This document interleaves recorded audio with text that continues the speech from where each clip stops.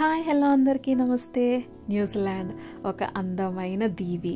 So ఈ island కంట్రీలో ఒక అద్భుతము ప్లస్ అందము రెండూ కలిగి ఉన్న ఒక బీచ్ గురించి అయితే ఇవాళ తెలుసుకుందాం. దాని పేరు the three sisters and the elephant rock beach.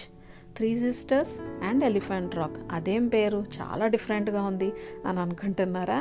అయితే కొన్ని విషయాలు ఉన్నాయండి.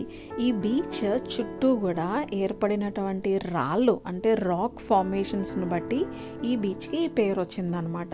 కాలక్రమేణా కొన్ని వేల సంవత్సరాల క్రితం నుంచి ఏర్పడుతూ మార్పు చెందుతూ వస్తున్న ఈ రాళ్ళు అన్నమాట దీనికి కారణం. వీటిని శాండ్ రాక్స్ అని పిలుస్తారు. సో త్రీ సిస్టర్స్ అని ఎందుకంటారంటే ఇక్కడ పెక్యూలియర్గా ఏర్పడిన 3 ఎత్తైన రాళ్ళు అనమాట.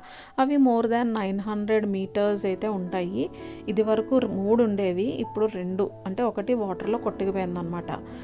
ఎలిఫెంట్ రాక్ అంటే సో ఎలిఫెంట్ ఆకారం తొండంతో ఉండే ఈ ఆకారాన్ని బట్టి ఎలిఫెంట్ రాక్.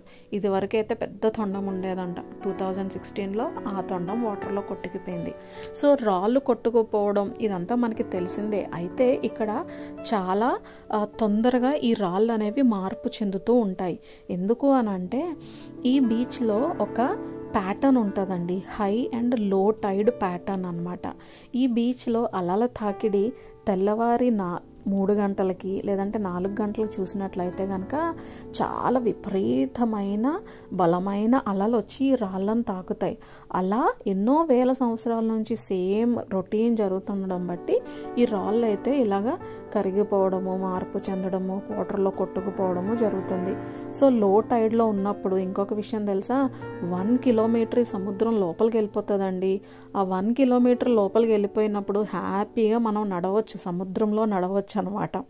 సో నేను ఈ బీచ్కి 2 టైమ్స్ వెళ్ళాను. చాలా డిఫరెంట్ ఎక్స్పీరియన్స్.